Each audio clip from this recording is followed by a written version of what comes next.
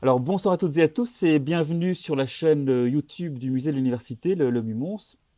On est vraiment heureux ce soir d'accueillir notre ami Julien Bobroff. Alors Julien est physicien à l'université de Paris-Saclay.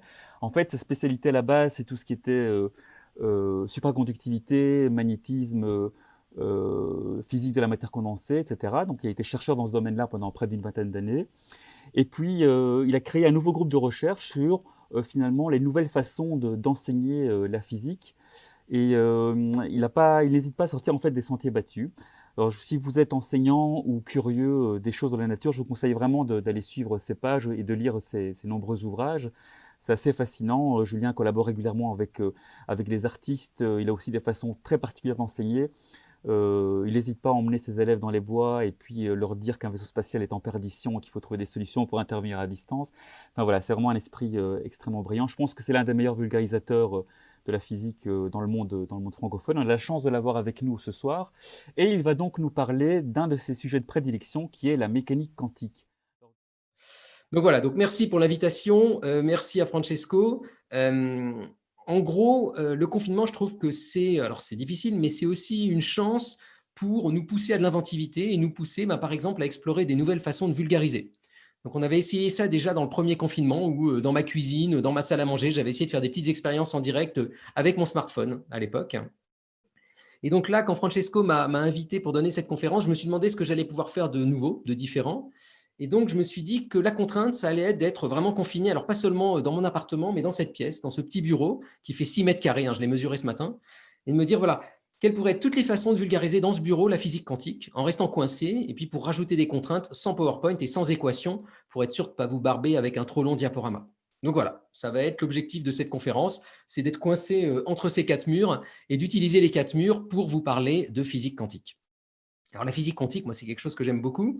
Et je me suis demandé là aussi comment j'allais en parler, qu'est-ce que j'allais aborder, de quelle façon et avec quelle scénographie. Alors j'en profite, avant d'oublier, pour dire un grand merci à Lou-Andreas Etienne qui m'a accompagné dans la conception et dans l'organisation de cette conférence à distance, hein, qui fait partie de l'équipe. Nous, on est une équipe qui travaille justement sur des nouvelles façons de vulgariser. Alors, qu'est-ce qu'on va vulgariser aujourd'hui? De quoi on va parler? Je ne vais pas vous faire de la physique quantique en général et toute la quantique, hein, ça n'aurait pas de sens.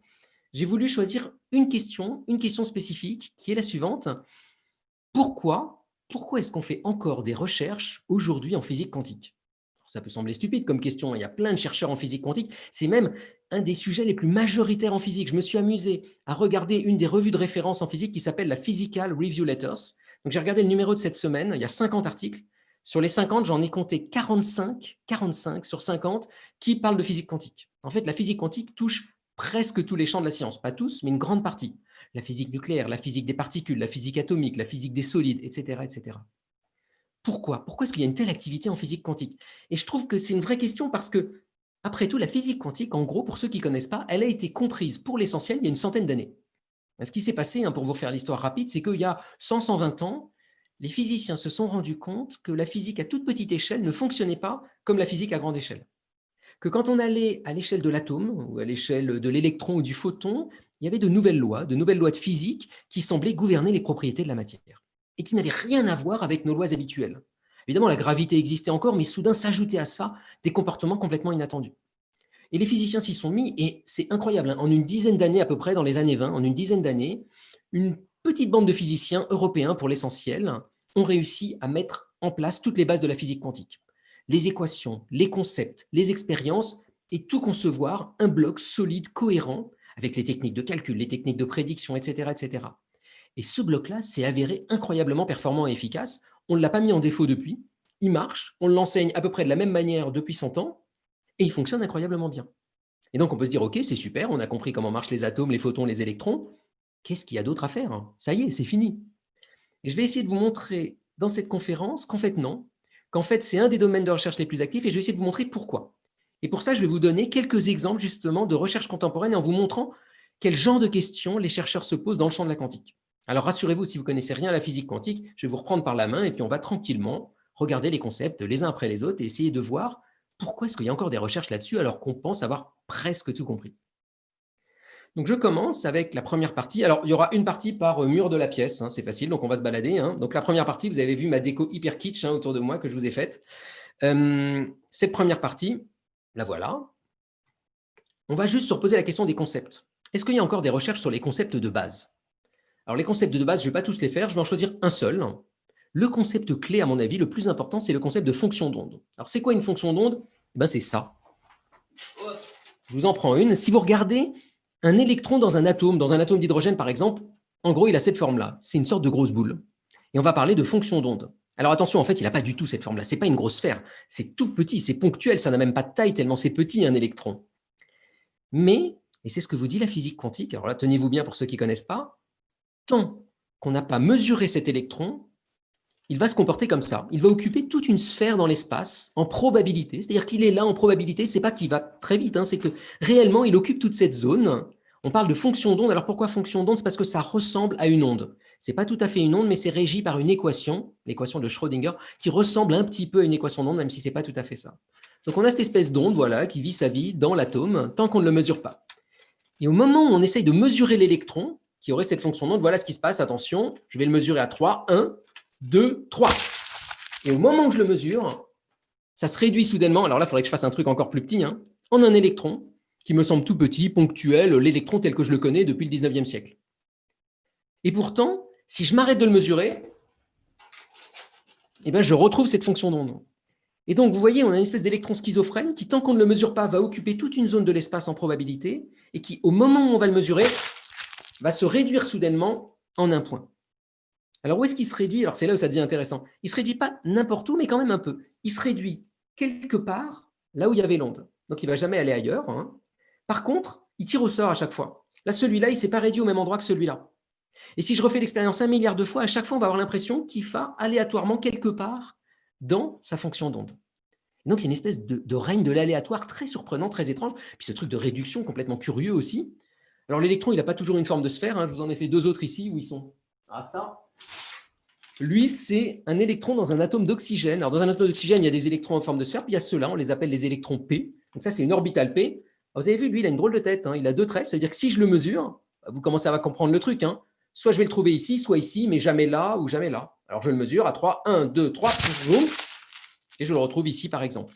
Bon, vous avez vu que je m'amuse à… Ah ouais, évidemment, la contrainte, c'est que j'ai dû fabriquer toutes ces maquettes ce week-end. Donc, chez moi, j'avais du papier alu, du scotch, en gros, et du carton. Donc, vous allez voir, ça ne va pas être des maquettes absolument fabuleuses. Lui, je l'aime bien. Lui, c'est un trèfle à 4 feuilles. C'est une orbitale dx2-y2, si on veut faire chic. C'est un électron qu'on va trouver, par exemple, dans le cuivre ou dans certains autres métaux. On appelle ça les métaux de transition, le nickel, le cobalt, etc. etc. Et pareil, si je le mesurais, on va le laisser parce qu'il est quand même joli, il se réduirait là, là, là ou là. Ça, c'est un concept de base mis en place, qui a été déduit de l'équation de Schrödinger. C'est Max Born qui a vraiment eu cette idée de réduction du paquet d'ondes et de probabilité. Et ça a en gros 100 ans. Et c'est compris, et ce n'est pas un sujet de recherche, c'est un sujet d'enseignement finalement. C'est accepté par la communauté des physiciens parce que ça a été vérifié 1000 fois. Alors si on veut chercher dans les concepts de base, ce qui reste à comprendre en physique quantique, il ne reste pas tant de trucs de ça à comprendre, il reste quand même des choses à comprendre un peu essentielles. Il y en a 2 en particulier, 2 sujets qui continuent à être étudiés par les physiciens du côté des concepts. L'un d'entre eux, c'est justement cette question de la réduction. Pourquoi et comment est-ce que ça se réduit? Alors pourquoi ça se réduit quand on le mesure? C'est parce qu'on approche un gros objet pour le mesurer, on oblige l'atome à interagir avec plein d'autres atomes de l'objet de mesure. Ça va créer une décohérence qui va le forcer à essayer de choisir un choix plutôt qu'un autre. Par contre, pourquoi il se réduit à un endroit plutôt qu'un autre? Ça, il faut être honnête, on n'en a aucune idée pour l'instant. Il y a des interprétations. Vous voyez bien que dans le mot interprétation, ça veut bien dire que c'est sujet à caution. Et il y a plein d'interprétations, alors certaines très curieuses de multivers, d'autres d'ondes pilotes, d'autres de Copenhague, etc., etc. Donc plein de façons d'essayer de comprendre qui sont vraiment la frontière entre la philosophie et la physique. Mais ça, c'est un truc qu'on ne comprend pas bien. Un autre sujet de recherche qu'on ne comprend pas, c'est la question de la gravité. Bon, la gravité, on la comprend. Un atome, il tombe, il subit la gravité. Non, ce qu'on ne comprend pas bien, c'est la vision d'Einstein. Einstein avait mis en place la théorie de la relativité générale qui revisitait la question de la gravité en disant que la gravité, ce n'était pas ce qu'on pensait. En fait, c'était l'espace-temps autour de nous qui était courbe. Eh bien, ça, qui a été prouvé expérimentalement, on n'arrive pas encore à le réconcilier avec la physique quantique. On n'a pas trouvé une théorie qui fait marcher les deux en un, et donc il y a beaucoup de recherches là-dessus. Très souvent, quand on va assister à des conférences de physique quantique, quand on lit des articles sur la physique quantique ou des magazines, c'est les 2 trucs qui ressortent le plus souvent. Le problème de la mesure et le problème de la réunion avec la théorie de la relativité. Et on a l'impression qu'en gros, la recherche en quantique, c'est ça. Alors très curieusement, si vous comptez le nombre de chercheurs qui cherchent là-dessus dans le monde, c'est une minorité. Il y en a, ils sont formidables, ils font un boulot incroyable, mais c'est une minorité de la communauté. La grande majorité des chercheurs qui bossent sur la physique quantique ne bossent pas du tout sur ces problèmes fondamentaux. Et ils vont plutôt se servir de toutes les équations mises en place il y a 100 ans, 80 ans, pour faire de la physique quantique avec des concepts parfaitement éprouvés. Et là revient ma question, mais alors qu'est-ce qu'ils font ces gens-là? Qu'est-ce qu'ils font comme type de recherche? Et donc c'est ce que je vais vous montrer maintenant. Je vais vous montrer que les recherches dont on pourrait imaginer que c'est les grandes recherches de la physique quantique, celles dont je viens de vous parler, ce n'est pas forcément les recherches les plus étudiées actuellement. Les recherches les plus étudiées actuellement, elles ont lieu plutôt dans 3 autres champs dont je vais vous parler maintenant et je vais essayer de vous montrer pourquoi et comment on s'est posé ces questions. Et donc j'en viens maintenant au passage à un autre mur de ma pièce. On est coincé dans 6 mètres carrés, je vous le rappelle.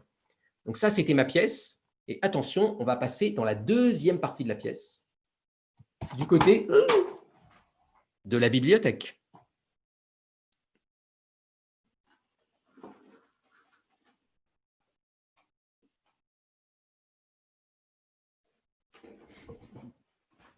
Me voilà.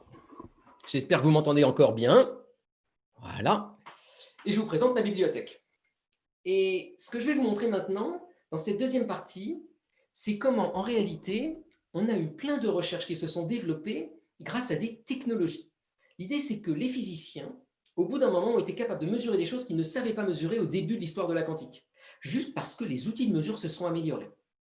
Et alors, pour vous parler de ça, je vais vous parler de 2 autres concepts que je trouve absolument incroyables et qui sont là aussi les concepts de base de la physique quantique. Le premier concept, c'est le concept de niveau d'énergie. Alors, qu'est-ce que c'est que cette histoire de niveau d'énergie? Je reprends un atome. Cet atome, je vous ai dit qu'il avait une fonction d'onde, mais en fait, je peux aussi mesurer ses énergies. Et si je mesure ses énergies, c'est facile, je vais trouver toujours les mêmes valeurs, des valeurs très précises. Alors, vous pouvez les imaginer sur ma bibliothèque, on va dire que ça, c'est l'axe des énergies. Donc, voilà une valeur d'énergie. Puis en voilà une autre un peu plus élevée. Et puis en voilà une autre encore plus élevée. Le point remarquable en physique quantique, c'est que vous n'avez pas le droit d'être entre 2 niveaux d'énergie. Vous êtes soit là, mais pas entre les deux. Ça veut dire que si vous avez un atome comme ça et que vous l'excitez, que vous lui tapez dessus, que vous lui envoyez de la lumière, de l'électricité, il peut éventuellement sauter très brutalement ici. Mais bien plus brutalement que je l'ai fait moi. Il va quasiment se téléporter instantanément là. Il ne sera jamais dans une position intermédiaire. Il ne va pas monter délicatement. Il va faire plop, plop, plop. D'accord? Et puis il est là, et puis il se retrouve là. Et puis si je le laisse tranquille, au bout d'un moment, il va redescendre et redescendre. On appelle ça des sauts quantiques. Ça porte bien son nom, ça saute, comme en physique quantique. Et alors ces sauts quantiques, c'était une prédiction du début de la physique quantique, mais c'était une prédiction qui, à l'époque, posait beaucoup de problèmes à certains physiciens, et en particulier à Schrödinger. Le voilà, Schrödinger, Erwin Schrödinger, un merveilleux physicien autrichien, celui qui a mis en place l'équation de Schrödinger, l'équation qui gouverne cet atome. Il était embêté, Schrödinger, parce que Max Born, vous vous souvenez, avait dit que le monde quantique était aléatoire, qu'il allait avoir de la réduction du paquet d'ondes et des sauts quantiques. Et puis il y avait même une prédiction encore plus terrible, c'était que ces sauts quantiques allaient être aléatoires. Alors d'abord, ces niveaux d'énergie, est-ce qu'ils existent? Alors ça, rassurez-vous, c'est un truc qu'on connaissait parfaitement même avant que la physique quantique ne naisse, parce que ça, c'est ce qu'on appelle les spectres des atomes. Si vous prenez un gaz d'atomes, plein de petits atomes comme ça, et que vous regardez la lumière qui vient de ce genre de gaz, vous allez toujours trouver les mêmes couleurs. Et ces couleurs-là, elles correspondent juste à ces niveaux d'énergie, à ces écarts entre niveaux d'énergie. Cet atome-là, par exemple, il va peut-être cracher du vert et puis du bleu ou je ne sais quoi.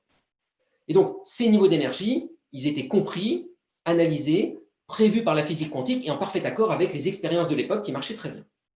Il y avait un truc, par contre, qui semblait très troublant, c'est le fait que ces sauts étaient aléatoires. Aléatoire, ça veut dire qu'on n'était pas capable de prédire à quel moment précis ils allaient avoir lieu. Ça, c'était une prédiction de la théorie. Et alors ça choquait beaucoup certains physiciens, dont Schrödinger. Schrödinger avait dit cette phrase, il avait dit « Si toutes ces fichues histoires de sauts quantiques devaient vraiment perdurer, je regretterais d'avoir touché à la théorie des quanta. » Schrödinger était en train de dire, alors qu'il a eu un prix Nobel quand même pour ça, ça m'embêterait vraiment d'avoir participé à l'élaboration de la physique quantique si finalement on est en train de découvrir que les sauts étaient aléatoires. Alors pourquoi une telle prise de position? Parce que ça choquait Schrödinger l'idée que le monde soit aléatoire. Et il avait en ça un complice, un ami, qui pensait exactement la même chose, et cet ami, c'était Einstein. Et alors là, je vous sors un de mes livres préférés, c'est la correspondance entre Einstein et Born. Born, vous vous souvenez, lui, Max Born, c'est lui qui a prévu la réduction du paquet d'ondes. Et il se trouve que c'était un très bon ami de Einstein. Einstein, c'était un des pères fondateurs de la physique quantique. C'est lui qui avait mis en place l'idée du photon, l'idée d'énergie quantifiée dans la lumière, par exemple. C'est lui qui avait trouvé le concept derrière le laser, par exemple, la condensation de Bose-Einstein. Donc, c'était un des pères fondateurs de la quantique, mais il avait certains problèmes. Et je vais vous lire, j'en profite, je suis dans une bibliothèque, Je vais vous lire une lettre de cette correspondance, une lettre très célèbre, c'est la lettre numéro 52. Alors, la lettre numéro 52, elle est toute petite, je vous la montre. Elle est là et elle fait ça. Alors voilà, cher Borne, on est en 1926, en décembre 1926. Il faut que vous ayez un peu de patience. Mon gendre lit la pièce et vous écrira. Donc là, il parle de trucs concernant leur vie perso. Puis juste après. La mécanique quantique force le respect. Mais ça commence. Mais une voix intérieure me dit que ce n'est pas encore le nec plus ultra. La théorie nous apporte beaucoup de choses, mais elle nous rapproche à peine du secret du vieux. Alors le vieux dans la bouche d'Einstein, c'est Dieu. Il est en train de dire qu'il y a un problème. Et il rajoute, toujours en parlant de Dieu, de toute façon, je suis convaincu que lui, au moins, ne joue pas au dé. Recevez mes meilleures salutations, votre Einstein. Einstein n'est pas en train de dire je crois au Dieu ou je ne crois pas en Dieu, ça c'est un autre débat. Non, non. Ce qu'Einstein est en train de dire à Born ici, de façon très imagée, c'est qu'il y a quelque chose qui l'embête avec cette théorie quantique, c'est l'idée qu'il y ait de l'aléatoire, jouer au dé. Et qu'il y ait une prédiction de Max Born lui-même, et notamment de ses sauts quantiques. Alors il se trouve qu'à l'époque, le débat n'est pas tranché parce qu'on ne sait pas faire l'expérience. On ne sait pas mesurer un atome et voir quand est-ce qu'il saute. D'accord? Alors pourquoi ça? Parce que c'est pas simple de regarder un atome. Regarder plein d'atomes, c'est facile. Mais si vous voulez voir les sauts aléatoires d'un atome, il faut regarder un seul. Et ça, il va falloir attendre les années 80 pour y arriver. Alors pour la plupart d'entre vous, ça semble Mathusalem, les années 80. Et les années 80, en fait, c'est vraiment à l'échelle de temps de la science hier. Et surtout les années 80, c'était 60 ans après les prédictions. Donc 60 ans après ce débat entre Born, Schrödinger, Einstein, etc., des physiciens, notamment des physiciens allemands et américains, mais allemands en premier, Peter Toshek notamment, vont arriver pour la première fois à voir des atomes. Alors comment ils font? Ils ne voient pas les atomes directement avec leurs yeux, avec un microscope. Non, ce qu'ils vont arriver à faire, c'est à piéger un atome. Et pour faire ça, ce qu'ils vont prendre comme atome, c'est un atome de barium. Et vous voyez le petit plus à côté, c'est parce que cet atome de barium, ils lui ont enlevé un électron. Donc maintenant, il est un peu positif. Alors l'intérêt de ça, c'est que maintenant que vous avez un atome positif, vous pouvez lui mettre des petits champs électriques pour le faire flotter. L'idée, c'est pas le poser, c'est de le faire flotter. Donc ils vont le faire flotter comme ça dans le vide, première étape. Ils vont essayer de le regarder. Alors ils n'ont aucune chance de le regarder. Un atome, ça fait 2/10 milliardième de mètre. Puis c'est des fonctions d'onde et tout, ça va être compliqué. Alors ce qu'ils vont plutôt faire, c'est l'exciter. Et l'atome, en redescendant, va cracher de la lumière. Il va faire de la fluorescence. Et c'est ça qu'ils vont regarder. Ils vont regarder la lumière crachée par l'atome.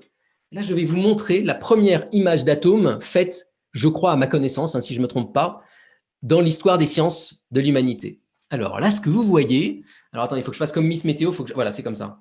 Je ne sais pas si vous voyez au milieu le tout petit point dans la figure. On va oublier les grosses taches blanches, ça, c'est les champs électriques. Il y a un tout petit point au milieu de cette figure. Ce petit point, c'est la première fois qu'on voit un atome, en l'occurrence un atome de barium, dans une expérience, qui flotte dans le vide. Et maintenant qu'ils ont cet atome, ils vont le faire sauter. Et ils vont essayer de voir comment il saute. Alors ça ne marche pas. Je vais vous expliquer pourquoi. Ça ne marche pas parce que je vous ai dit que l'atome, quand il monte d'un niveau à un autre, en redescendant, il crache de la lumière. Il monte et en descendant, il crache de la lumière. Alors je me remets en caméra principale pour que vous voyez mieux. Vous vous souvenez, l'atome monte et quand il descend, il crache de la lumière. Le problème, c'est que ça va tellement vite que si vous faites cette expérience, vous allez voir ça. En gros, vous allez tout le temps voir de la lumière. Mais ils ont choisi un atome qui est l'atome de barium, pas par hasard. Il se trouve que cet atome a 3 niveaux. 1, 2, 3. Et quand on lui envoie les bons lasers, les bonnes excitations, la plupart du temps, il saute là et il redescend. Et en faisant ça, il crache de la lumière. Mais de temps en temps, toutes les 10, 20, 30 secondes, il va sauter au 3e niveau. Et quand il saute au 3e niveau, il reste coincé, parce que c'est un niveau un peu spécial. Il va rester coincé quelques secondes. Donc il ne se passe plus rien, il n'y a plus de lumière. Puis au bout de quelques secondes, il redescend et puis il recommence à faire de la lumière ici. Et de temps en temps, il va monter là-haut.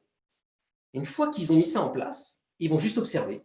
Et ils vont regarder si c'est aléatoire. Ils vont regarder s'il monte au 3e niveau aléatoirement. Alors je vais vous faire l'expérience en direct dans le noir, parce que c'est une expérience à faire dans le noir. Donc j'espère que vous me voyez tous encore un tout petit peu. J'ai mon atome. Et donc voilà l'expérience faite par Toshek. Il lance la mesure et il voit l'atome faire de la fluorescence. Et soudain, il ne voit plus rien. Ça veut dire que l'atome est monté au 3e niveau. Ils attendent. Et puis au bout d'un moment, ça recommence. Et puis hop, plus rien. Ils attendent. Et puis ça recommence. Et ainsi de suite. Et donc, il leur suffit juste, à partir de là, de mesurer la lumière qu'ils voient. Ils vont bien voir si c'est aléatoire ou pas. Et je vais vous montrer la mesure qu'ils ont faite. Alors là, la mesure, je ne sais pas si vous voyez. Non, c'est dans ce sens-là. Il faut tout inverser. Ça, c'est comme ça, vous voyez, il y a un palier comme ça, et puis soudain, ça se casse la figure, puis ça remonte, puis ça se casse la figure. Ça, c'est la lumière qu'ils voient crachée par leur atome. Eh bien, ce qu'ils voient clairement, c'est qu'il y a de la lumière, puis de temps en temps, ça s'arrête parce qu'on est au 3e niveau. Mais le point clé à regarder sur cette courbe-là, c'est qu'elle est aléatoire. C'est que ce n'est pas du tout régulier. C'est que la taille du créneau et le moment où il arrive, ben, c'est un peu n'importe quand. La première fois, c'est au bout de 90 secondes, après, c'est au bout de 200 secondes, après, au bout de 250 secondes. Et puis même sa durée, elle est aléatoire. Ils peuvent enfin vérifier expérimentalement que Schrödinger avait tort, que Born avait raison, que les sauts quantiques sont vraiment aléatoires. Vous allez me dire, ouais, mais on a vendu des recherches récentes et on est en 1986, c'est pas récent. Oui, mais maintenant qu'on sait faire ça, maintenant qu'on sait manipuler un atome individuel et jouer avec, plein d'autres recherches vont se développer. Et plus récemment, même sur cette question des sauts quantiques, il y a eu un article fait par Michel Devoret, un Français, et Zach Komineff à l'université d'Yale, aux États-Unis, en 2019. Là, c'est tout récent. Ils ont remesuré des sauts quantiques. Alors, pas dans des atomes, dans d'autres systèmes un peu plus subtils qu'on verra après. Mais là, ils se sont amusés à trouver une technique où non seulement ils voient les sauts quantiques, mais ils arrivent à deviner juste avant le moment où l'atome va sauter de façon un peu astucieuse. Et en faisant ça, ils sont capables de prédire, d'anticiper un tout petit peu quand l'atome va sauter et de l'empêcher de sauter s'ils en ont envie. Par contre, le saut reste complètement aléatoire dans le moment où il arrive. Donc, on a eu des recherches très récentes sur le sujet dans la célèbre revue Nature, donc on n'est pas dans des petites recherches anonymes ici, qui continuent à sonder un truc complètement fondamental des années 20. Parce qu'on a enfin les outils technologiques pour sonder ça. Et puis les physiciens, une fois qu'ils ont eu tous ces outils-là, ils se sont dit, mais on va continuer, on va pouvoir faire plein d'autres trucs maintenant qu'on sait avoir un seul atome. Ils ont essayé autre chose. Ils ont essayé, alors où il est mon atome? Il est là. Donc ça, c'est une autre équipe, c'est l'équipe de David Wineland aux États-Unis, qui a eu le prix Nobel également avec Serge Haroche, un Français, qui a aussi fait des techniques un peu semblables. Et David Wineland, sa spécialité, c'était la même que Toshek. C'était faire flotter des atomes. Et lui, il s'est amusé à faire flotter un atome de beryllium. Et en faisant ça, il a réussi à faire autre chose qui était prévu là encore par les équations, mais qui n'avait jamais encore été vérifié expérimentalement. Il a réussi à faire cette chose-là. Regardez bien. Il a mis l'atome au premier niveau, il l'a fait monter au deuxième niveau, il l'a fait redescendre, il l'a visualisé. Alors lui, ils sont très très beaux, ces atomes, ils ont cette tête-là. Là, il y en a 3 par exemple. Donc il sait très très bien les voir. Et il a réussi à un moment donné, en balançant des sortes de petites impulsions de lumière, des petites impulsions de rayons laser, à faire cette chose absolument incroyable. Je ne sais pas si vous êtes prêts psychologiquement. Il l'a fait monter là, et soudain, hop, l'atome s'est retrouvé là. Il n'est pas redescendu, il s'est retrouvé là et là à la fois. L'atome s'est retrouvé dans 2 états. C'est ce qu'on appelle un chat de Schrödinger, vous savez, l'espèce de chat mort et vivant à la fois. En fait, c'est l'atome, il n'est pas mort et vivant, il est à la fois excité et pas excité. Il a réussi à faire ce qu'on appelle une superposition d'états et à la voir expérimentalement sur un atome. Il a fait flotter cet atome, et soudain, en balançant les bonnes petites impulsions laser, l'atome qui au début était unique, pouf, s'est dédoublé en quelque sorte et s'est retrouvé à la fois sur cet état et sur cet état. Et ça, c'est un effet qu'on va revoir un petit peu après dans mon exposé, cet effet de superposition d'états. Là encore, prévu par la théorie 60 ans avant, mais qui a enfin pu être vérifié expérimentalement dans les années 90-2000. Et là encore, ces recherches continuent, ces recherches qui consistent à manipuler ces atomes individuels, et on arrive à faire des choses maintenant absolument incroyables. Je vais vous montrer là encore une recherche qui s'est développée en 2018-2019, vraiment il y a quelques mois ou quelques années, cette fois-ci à l'Université Paris-Saclay, à l'Institut d'optique, par l'équipe d'Antoine Broveis. Alors l'équipe d'Antoine Broveis, elle a fait un truc incroyable. Ils ont réussi avec des rayons laser, là encore, on parle de pince optique, à piéger des atomes, mais ils n'en ont pas pris un ou deux, ils en ont pris une centaine. Ils ont réussi à faire flotter 100 atomes, mais plus fort que ça, en les mettant où ils voulaient. Et donc ils se sont amusés à faire des sortes de sculptures atomiques flottant dans l'espace. Et donc je vais vous montrer une de leurs plus belles sculptures d'après moi. C'est une tour Eiffel. Ça, c'est la plus petite tour Eiffel au monde flottant dans le vide. C'est une tour Eiffel faite de 120 atomes. Chaque point vert que vous voyez ici, ce n'est pas inventé par Photoshop, c'est une mesure expérimentale d'un atome en train de faire de la fluorescence. Une de ces petites lampes de poche atomiques. Alors évidemment, le but, ce n'est pas de dessiner la tour Eiffel, vous vous en doutez. Le but de ces recherches, c'est de concevoir des sortes de dispositifs à base d'atomes pour simuler des situations, pour simuler des géométries, pour simuler des interactions et pour essayer de comprendre certains effets de physique quantique qu'on ne comprend pas bien à l'heure actuelle. Et donc cette maîtrise technologique à coups de laser, à coups de champ électromagnétique, pour manipuler des atomes individuels, a ouvert le champ à toute une recherche très vaste de physique atomique de pointe pour contrôler la physique quantique dans sa quintessence. On ne remet pas en cause les concepts de base, on ne s'y intéresse même pas forcément, on s'intéresse plutôt à les utiliser comme des outils pour inventer des nouvelles matières à jouer pour physiciens de la physique quantique. Donc ça, c'était ma deuxième partie. Si vous avez tenu le coup jusqu'ici, c'était déjà pas mal. Donc cette deuxième partie, c'était vous montrer comment finalement, des nouveaux outils technologiques, les rayons laser ici en l'occurrence, vont permettre de développer des champs de recherche encore 60 ans après les bases théoriques. Et pas seulement pour vérifier les bases théoriques, pour le faire certes, mais aussi pour aller au-delà et s'en servir pour inventer des nouvelles façons de penser la physique quantique. Et donc, c'était ma partie numéro 2. Et donc, on va maintenant passer à la partie numéro 3, troisième partie de ma pièce.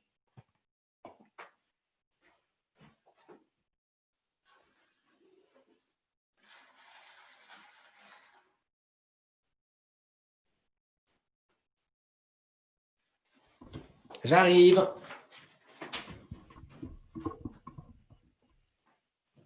Vous êtes toujours avec moi, j'espère. Alors, on a vu les concepts de base. Ensuite, on a vu des technologies pour sonder ces concepts de base et s'en servir. Une troisième façon de faire, de la recherche, c'est de dire, mais est-ce qu'avec ça, on pourrait carrément pas créer des nouveaux matériaux, des nouvelles matières? Et puis là encore, ensuite, faire de la physique avec. Alors, qu'est-ce que c'est cette histoire de créer de la matière? La matière, on l'a autour de nous. Hein. Par exemple, ce bout de papier alu, c'est de la matière, et c'est de la matière quantique, puisque c'est fait de plein d'atomes qui sont quantiques. Mais là, l'idée des physiciens, c'était de se dire, bon, essayons déjà de comprendre ce que c'est qu'un bout d'alu. Et une fois qu'on va comprendre ça, est-ce que ça ne va pas nous permettre de créer des nouveaux métaux, par exemple, ou des nouveaux matériaux en utilisant les lois de la physique quantique? Alors déjà, qu'est-ce que c'est un bout d'alu du point de vue de la physique quantique? C'est une bonne question après tout. Hein.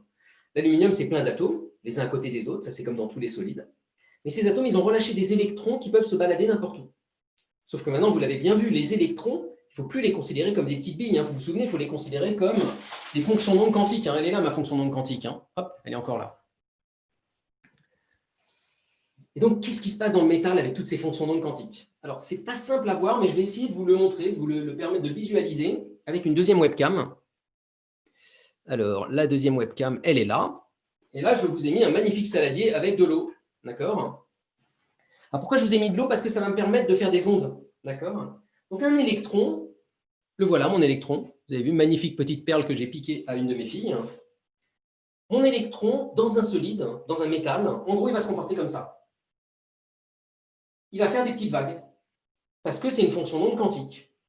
Puis il va se balader, et puis il va être avec sa petite vague et se promener, faire un peu tout et n'importe quoi. Si je lui mets une tension électrique, il va avancer dans un sens, etc. etc. Le problème, c'est que dans un métal, vous n'avez pas un électron, vous n'en avez pas 10, vous n'en avez pas 100, vous en avez à peu près, dans ce bout d'alu, peut-être 1 million de milliards de milliards. Un 10 puissance 22 à 10 puissance 23 électrons dans un bout d'aluminium.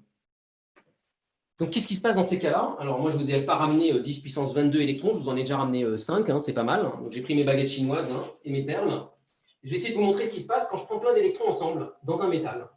Alors, regardez bien, je vais essayer de le faire en direct. À la 1, à la 2, à la 3, et voilà ce qui se passe. Il se passe n'importe quoi. Ça brouille tout, l'eau, elle bouge un peu n'importe comment. Pourquoi? Parce que les électrons ne sont pas coordonnés entre eux, chacun a sa petite vague, mais qui fait n'importe quoi par rapport à la vague voisine. Et donc, à la fin, j'ai tout et n'importe quoi. Un peu comme un son désaccordé en musique.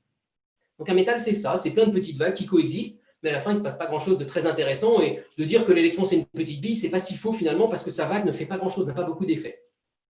Mais on s'est rendu compte quand même qu'il y a un cas particulier, c'est quand on refroidit le métal.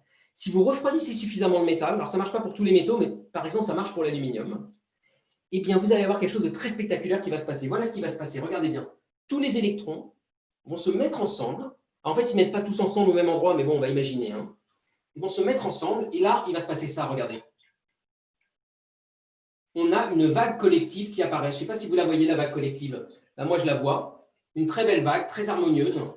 Bon, c'est pas hyper convaincant hein, dans mon truc d'eau. Bon, j'aurais aimé faire ça dans une piscine, ça aurait été plus spectaculaire, mais là, les piscines sont fermées en ce moment.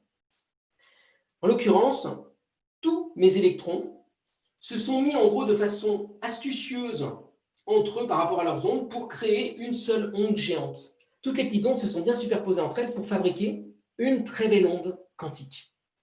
Et alors là, une fois qu'on sait ça, ça veut donc dire que dans ce bout de métal à très basse température, on n'a plus plein de petites ondes qui font n'importe quoi, mais une grosse onde. Et cette grosse onde, elle va avoir plein d'effets spectaculaires. C'est ce qu'on appelle un supraconducteur.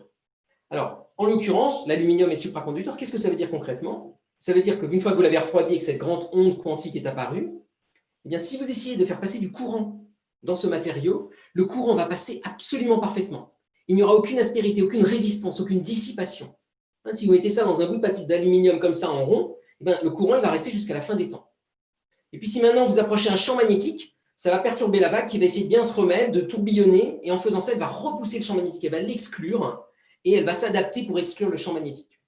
Et ça, c'est la supraconductivité, c'est un des sujets de recherche les plus étudiés actuellement. Alors pourquoi? Pour ses applications d'abord. Hein. Imaginez que vous ayez un matériau comme ça, vous allez pouvoir conduire le courant de façon parfaite, vous ramenez du courant, je ne sais pas, du Sahara dans lequel vous avez mis des cellules photovoltaïques, et vous n'avez pas de perte sur le chemin, et vous alimentez toute l'Europe, par exemple, en électricité. Et puis, avec la lévitation, on pourrait imaginer là aussi plein d'applications absolument incroyables. Le problème, c'est que ces matériaux, il faut les refroidir à moins 200, moins 250 degrés pour qu'ils deviennent supraconducteurs. Le record, jusqu'à il y a quelques mois, c'était moins 100 degrés. Donc, absolument pas les températures terrestres. Tout récemment, des chercheurs ont réussi à faire l'impensable, à fabriquer un supraconducteur à la température de cette pièce. Alors, je vais vous montrer quelle tête il a, ce supraconducteur. Alors plutôt, je vais vous montrer la tête de l'article parce que le supraconducteur, je ne vais pas pouvoir le faire, vous allez tout de suite comprendre pourquoi. Je vous avais promis qu'il n'y aurait pas de PowerPoint, mais donc j'ai imprimé l'article, hein, j'ai triché lamentablement. Alors, j'espère que vous le voyez bien cet article. Donc l'article, hein, en anglais, je vous traduis. Room temperature, ça veut dire température de la pièce. Donc pour les physiciens, ça veut dire en gros 10 à 20 degrés Celsius. Dans de supraconductivité, dans ce machin-là. Donc ce machin-là, vous voyez, là, il y a de l'hydrogène, là, il y a du soufre. Et là, en gros, c'est du carbone et de l'hydrogène, c'est du CH4, du méthane. Donc, ils ont pris ces matériaux qui sont sous forme de gaz à la température de la pièce et ils les ont comprimés, ils les ont mis sous 2 diamants pour écraser ce gaz, l'écraser au point où les atomes s'approchent tellement qu'ils s'accrochent et que ça forme un solide. Je vais me mettre à 4 pattes, c'est plus simple. Hop, voilà. Et après, ils l'ont mesuré. Alors, je vous passe toutes les mesures. Ils font plein de mesures très sérieuses. Et je vais vous montrer celle-là. Celle-là, elle est vraiment incroyable. Alors, ce qui compte, c'est ici, vous voyez cette courbe, elle est presque trop belle pour être vraie. Hein. On va regarder celle-là. Alors, c'est quoi ça? Ils sont en train de mesurer la résistance du matériau. Donc, est-ce que le courant passe bien dans le matériau en fonction de la température ici? Et ce qu'ils sont en train de voir, c'est que ça résiste, ça résiste, ça résiste, et soudain, pouf, ça passe à zéro. Là, on est à zéro, ça ne résiste plus, c'est supraconducteur. Donc, vous voyez, quand vous voyez cette chute, ça vous dit que le matériau est devenu supraconducteur, que la vague quantique géante s'est formée. Et ce qui compte là, c'est la valeur ici. Ici, on est vers 285. Donc ça, c'est les unités de physiciens, c'est les Kelvin. Ça veut dire qu'on est à peu près à 10 à 15 degrés Celsius. On est à la température de la pièce. Et donc, ils ont pour la première fois trouvé un supraconducteur à température ambiante. Alors là, quand on dit ça, on se dit, waouh, ça y est, on va pouvoir tout révolutionner, remplacer tous les câbles électriques dans nos rues, remplacer tout ce qu'il y a chez nous pour faire léviter les objets, etc., etc. Alors, le problème, il est là. Alors, je ne sais pas si vous arrivez à lire, mais ce qui est écrit, moi, je le lis, il y a écrit 267 gigapascales. En fait, ils n'ont obtenu cette mesure qu'en appuyant sur le matériau avec une pression gigantesque. Une pression qui fait presque 3 millions de fois la pression de cette pièce. Donc certes, ils sont à température ambiante, mais à des pressions absolument inconcevables dans aucune application. C'est des pressions qu'on retrouve seulement au cœur de la Terre, tellement elles sont élevées. Il n'y a que quelques groupes au monde qui sont capables de faire ça. Mais ça ouvre quand même la voie à des recherches pour essayer de trouver, à base de gaz d'hydrogène, des nouveaux supraconducteurs qui peut-être marcheraient à des pressions un peu plus faibles. En fait, ce travail-là, il ne s'est pas fait tout seul. Il est basé sur un travail fait par un Allemand et son équipe, Hermetz, qui, quelques années avant, en 2015, avait déjà trouvé dans un gaz d'hydrogène une supraconductivité complètement incroyable et anormale.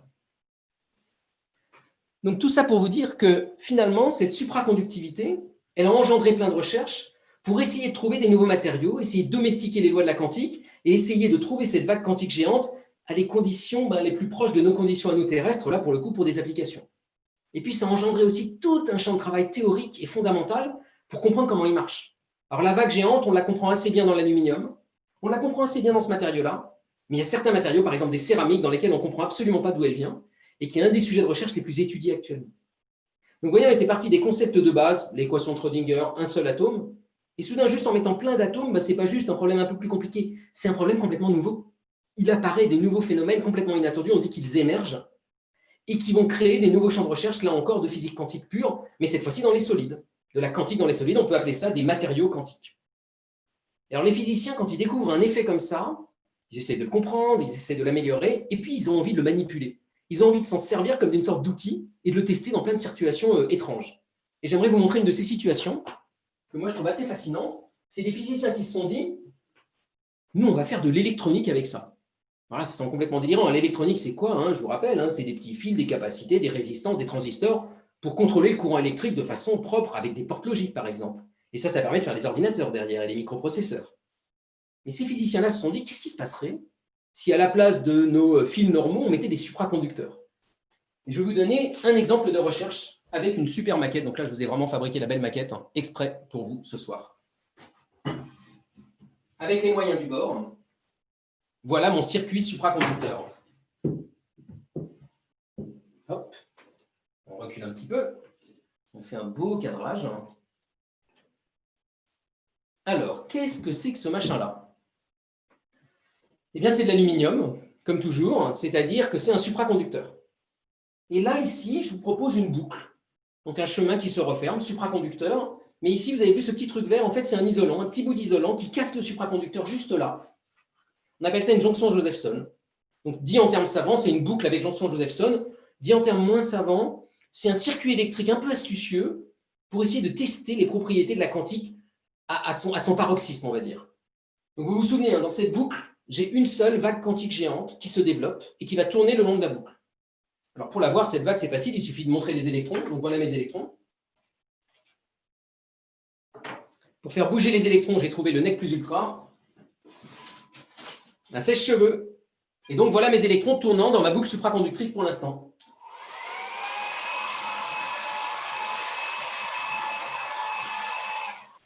Bon, il y en a qui sont en allée, hop, je les remets discrètement. Jusque-là, rien d'incroyable. Et même, normalement, au bout d'un moment, on n'a plus besoin du sèche-cheveux. Dans la vraie expérience, les électrons vont se mettre à tourner et continuer à tourner indéfiniment. Mais à cause de cette configuration, à cause de ce petit bout d'isolant ou autre, il va y avoir une propriété très particulière dans un cas. C'est si vous rajoutez un champ magnétique. Vous savez, comme un aimant, comme les aimants sur votre frigo ou comme le champ de la Terre. Alors, pour rajouter un champ magnétique, ce que font les physiciens, c'est qu'ils prennent des petites bobines dans lesquelles ils mettent du courant. Coup de chance, j'en ai une ici. Donc, voilà mon champ magnétique. Alors, je vais le brancher. J'ai vraiment l'impression de faire C'est pas sorcier en direct. Ça rappelle la jeunesse à certains. Donc là, vous voyez, vous avez une bobine électrique dans laquelle on va faire circuler du courant avec une pile. Alors au début, je n'ai pas de courant, voilà, je suis à 0. Quand je vais mettre du courant, ce champ magnétique, il va affecter la vague. Il va changer sa forme. Et elle va essayer de s'ajuster bien. On dit qu'elle va essayer de reboucler sa phase. Et donc pour faire ça, elle va prendre une certaine forme. Et la seule manière qu'elle a de le faire, c'est de faire circuler ses électrons. Donc si j'ouvre le champ magnétique, les électrons se mettent à circuler. OK? Donc ça, j'ai mis du champ magnétique. Mais le truc remarquable, c'est que si je continue à augmenter le champ magnétique, à un moment donné, la boucle va se mettre dans l'autre sens et le courant va circuler en sens inverse. Donc je vous le refais. Quand j'ai un champ magnétique faible, le courant circule dans un sens. Et si j'augmente le champ magnétique, à un moment donné, pour contrebalancer l'effet du champ, le courant circule dans l'autre sens. Et là, les physiciens, qui sont des gens vicieux, évidemment, et qui cherchent toujours là où va y avoir des problèmes, se sont dit, mais qu'est-ce qui se passe si on se met juste à la limite entre les deux, entre le moment où le courant va dans un sens et dans l'autre? Juste ici, vous voyez, paf. Eh bien, à cet endroit-là, les électrons ne circulent pas dans ce sens-là, ils ne circulent pas non plus dans ce sens-là, ils ne s'arrêtent pas non plus, ils vont circuler dans les deux sens à la fois. Et là, je ne sais plus le faire avec mon sèche-cheveux, il faudrait que j'ai... Et alors attention, ce n'est pas juste la moitié des électrons qui vont dans un sens et l'autre moitié qui vont dans l'autre. Non, non, c'est tous les électrons ensemble qui forment un courant qui va dans les deux sens à la fois. Et un courant qui fait quelques microampères, ce n'est pas ridicule, c'est des millions d'électrons dans l'histoire. On a une superposition d'états. Vous vous souvenez tout à l'heure dans ma bibliothèque de l'atome dans deux états? C'est la même chose ici, c'est une sorte de superatome électrique qui va être dans deux états à la fois, sauf que là, les états, ce n'est pas une énergie et une autre énergie, c'est un sens de circulation et un sens inverse. Les premiers qui sont arrivés faire ça, alors il y a des Japonais qui avaient fait une expérience un peu analogue, mais l'expérience vraiment telle que je vous la montre, elle a été faite par Friedman et co-auteurs dans les années 2000. On appelle ça un squid, et donc ça a été de voir la superposition de courants dans deux sens à la fois, dans un squid qui est un objet qui n'est pas ridicule, il fait quelques micromètres, le vrai squid. Vous allez me dire, c'est petit des micromètres. Ouais, un micromètre, c'est quand même 1000 nanomètres, c'est 10 000 atomes ou 100 000 atomes de longueur. Donc on n'est plus du tout pour un seul atome. Certains disent même que c'est l'objet le plus gros dans lequel on aurait vu une superposition d'états un peu cohérente et macroscopique. Donc vous voyez, les physiciens découvrent des nouveaux matériaux, les améliorent, les domestiquent, essayent d'en trouver encore de nouveaux avec des nouvelles recettes à la frontière avec la chimie, mais ils essayent aussi de jouer avec ces matériaux et avec ce que la nature quantique nous offre pour créer des effets complètement subjugants et incroyables, un circuit électrique qui circule dans les deux sens à la fois. Et là, on peut très légitimement se dire, mais à quoi ça sert ce truc-là? Pourquoi est-ce qu'ils se font un circuit électrique qui va dans les deux sens à la fois?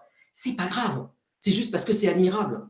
Parce que c'est incroyable d'imaginer un circuit électrique avec deux courants en sens inverse. C'est inconcevable dans notre intuition à nous du monde normal. Et donc, rien que pour cet exploit, je trouve cette expérience absolument fabuleuse et magnifique. Mais je vais vous montrer en réalité qu'une telle expérience peut en plus, peut-être, avoir des applications. Et donc, on va en venir à ma dernière partie. Donc là, on était devant la porte, hein, vous la reconnaissez, la porte, elle est ici. On a regardé dans cette partie-là comment on pouvait créer des nouveaux matériaux et avec ces matériaux-là, les manipuler pour créer des nouveaux effets ici électriques, par exemple. Et dans la dernière partie, on va se demander comment est-ce que ces effets pourraient pour le coup permettre de faire des nouvelles technologies. Pour l'instant, on n'a rien fait qui serve à qui que ce soit. On s'est juste fait plaisir entre physiciens.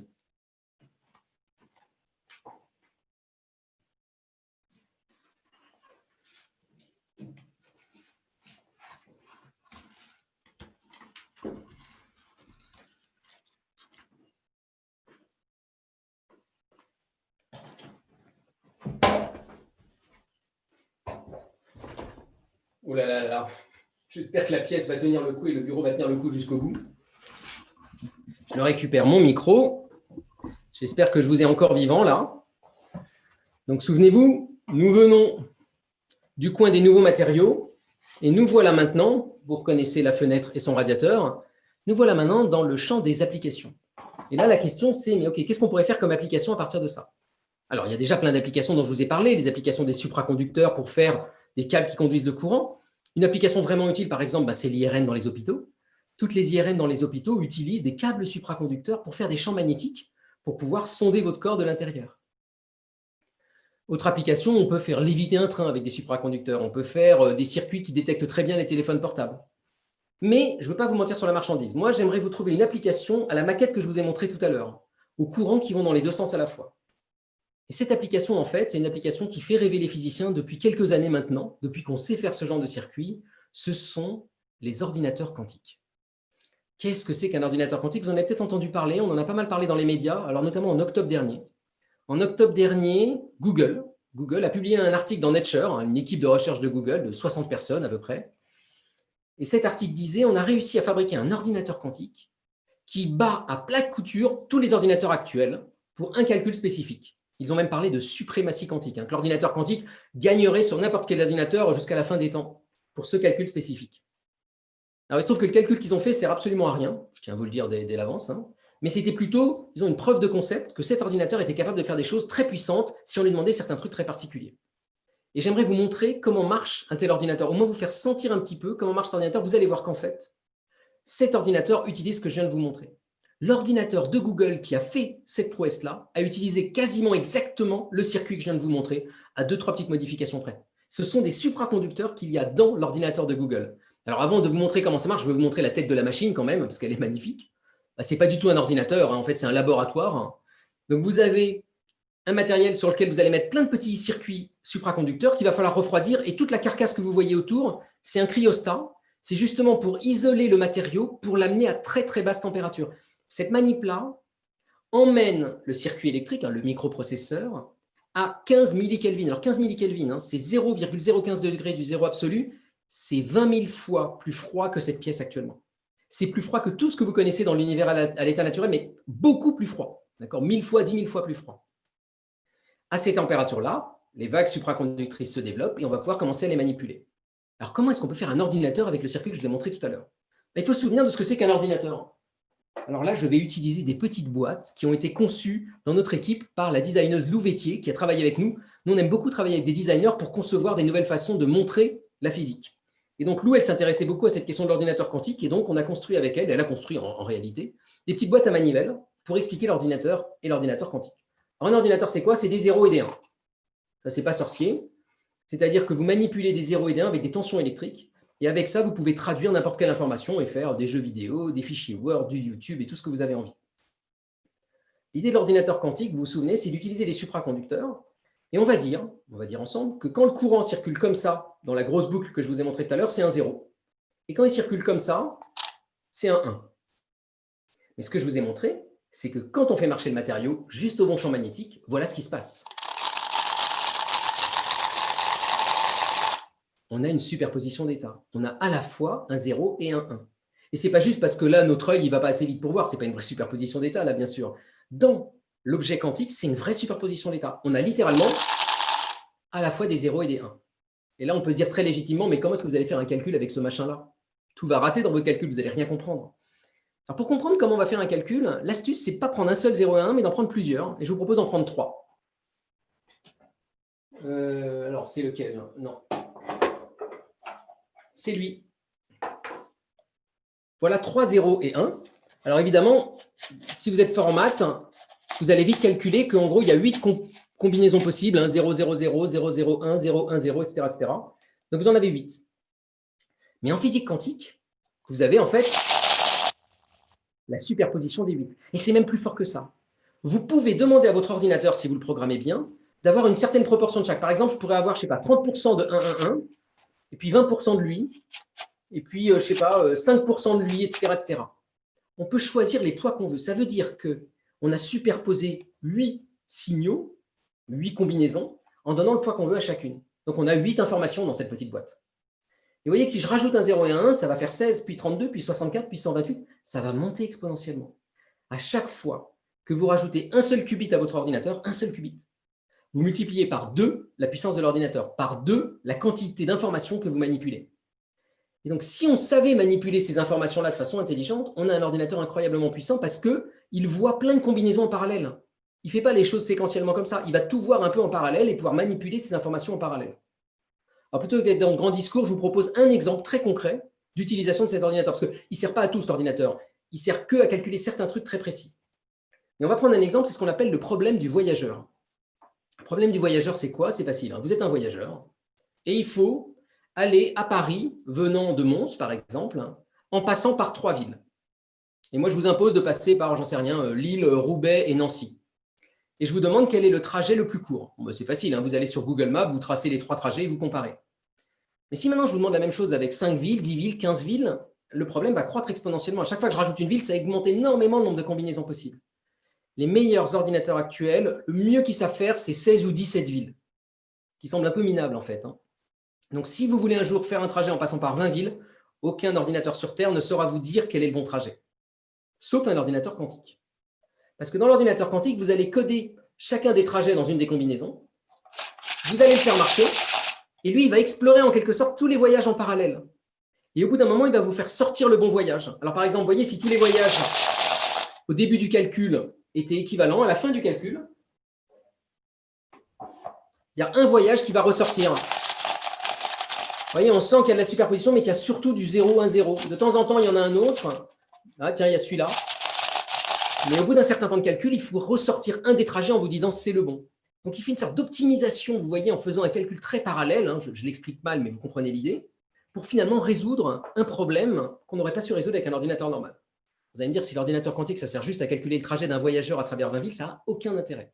Alors, attention, cette question-là, c'est une question qui est liée au fret. Il y a toute la question de circulation de marchandises qui n'est pas anecdotique. Et puis, c'est une question qui est liée à des problèmes dont vous n'avez pas idée. Par exemple, la circulation électrique dans un microprocesseur pour l'optimiser le mieux possible. Mais un ordinateur quantique peut faire bien mieux. Il peut trier dans des bases de données de façon incroyable. Il peut aussi simuler de la physique quantique. Il est fait pour ça, il est câblé quantique, donc il peut simuler la quantique. Et en faisant ça, il peut commencer à calculer comment fonctionnent certaines molécules. Il peut simuler des nouvelles molécules. Vous lui mettez dans l'ordinateur, tiens, je voudrais mettre un carbone, un hydrogène, un soufre, faire ça comme ça. Dis-moi comment ça marche ce truc-là. Il va vous dire, par exemple, si c'est supraconducteur ou pas. Il va vous dire si ça pourrait soigner le cancer ou pas. J'exagère un petit peu, mais vous comprenez l'idée. Il va simuler le comportement de la molécule en utilisant les lois de la quantique, ce que les ordinateurs actuels savent très mal faire, et vous dire quelle est la solution. Et une fois que vous avez la solution, vous allez au labo, vous la fabriquez avec vos amis chimistes, et vous avez une découverte incroyable. Et donc cet ordinateur fait rêver. Il fait rêver parce qu'on voit un champ d'application absolument incroyable, de l'ordre de la simulation quantique, de l'ordre du calcul quantique, de l'ordre du calcul algorithmique, qui permettrait de résoudre plein d'algorithmes très spécifiques et de simulations absolument incroyables qu'on ne sait pas résoudre avec des ordinateurs actuels. Alors, est-ce qu'il marche? Est-ce qu'il va marcher?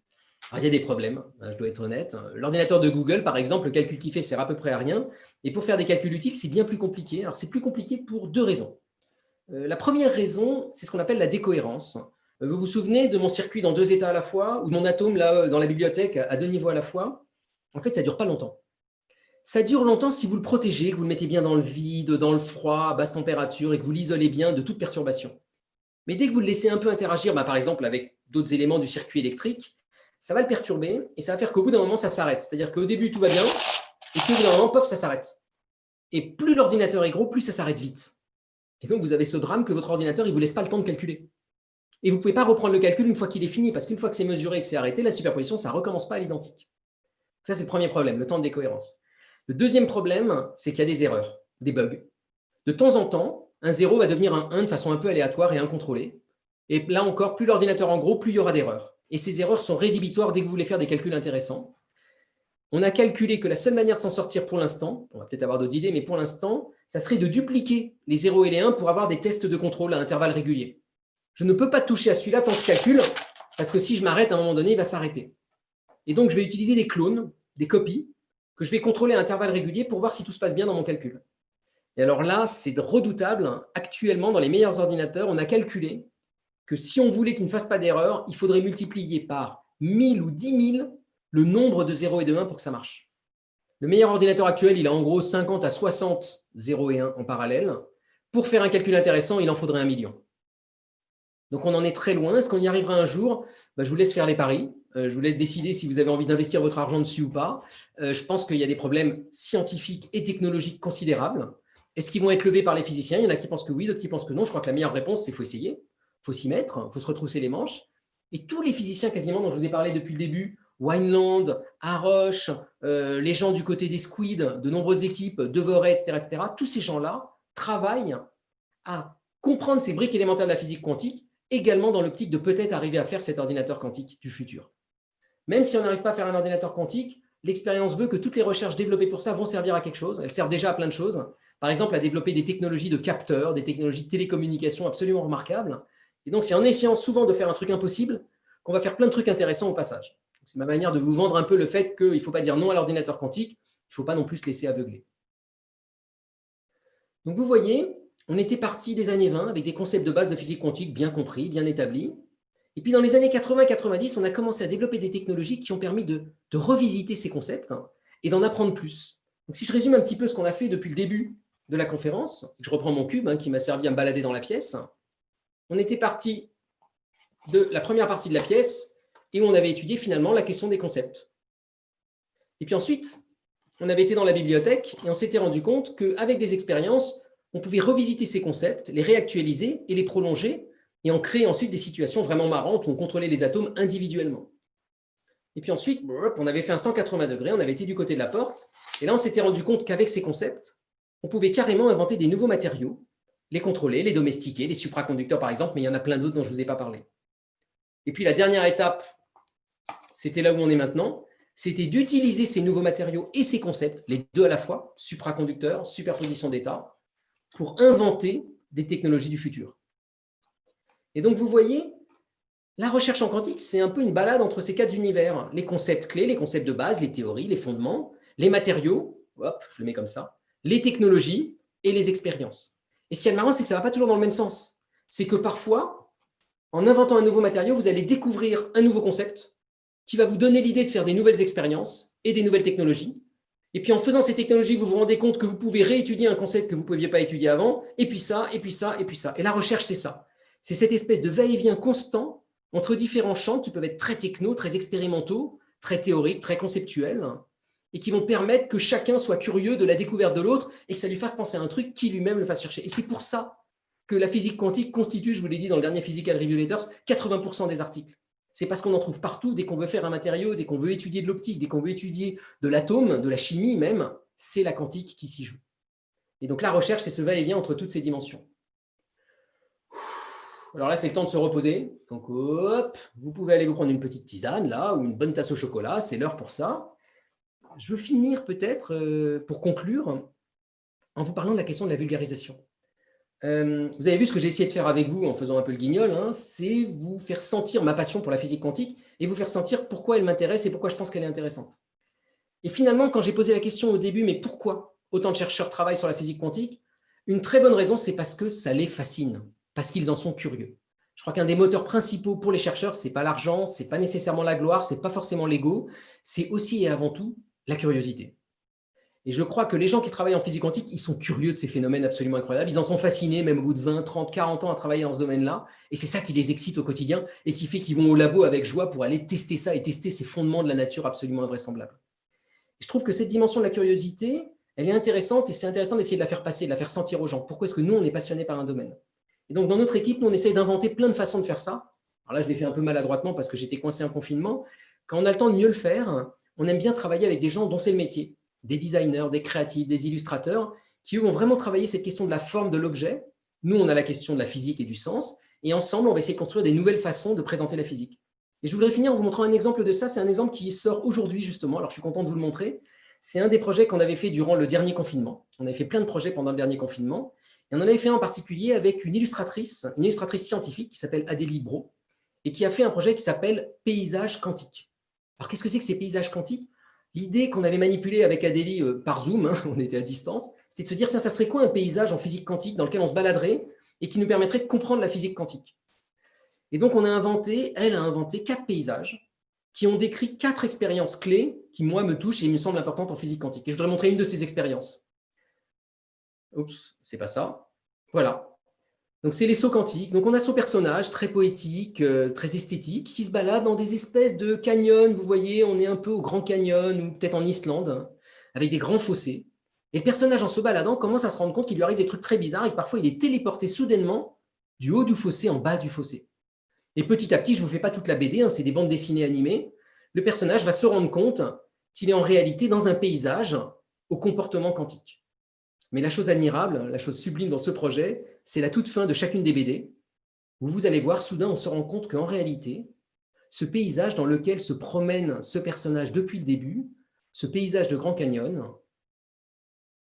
c'est la courbe expérimentale des sauts quantiques qui a permis justement de tester l'effet en question.